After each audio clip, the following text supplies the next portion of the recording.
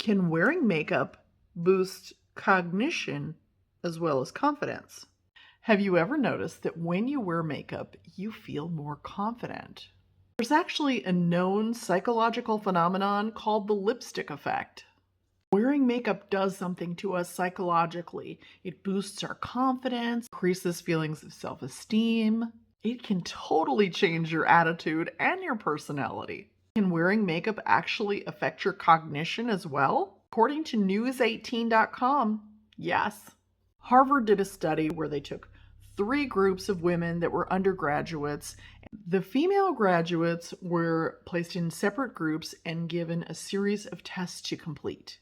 Before taking the tests, members of one group were asked to apply makeup, another group listened to a positive music excerpt, and the third group colored in a drawing of the human face.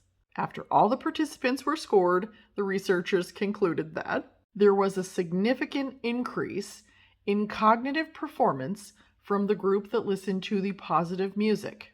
But the group who performed the highest was the group who wore the makeup. There are so many benefits to wearing makeup. It is true, wearing makeup actually does something to increase your cognitive abilities as well as boost your confidence.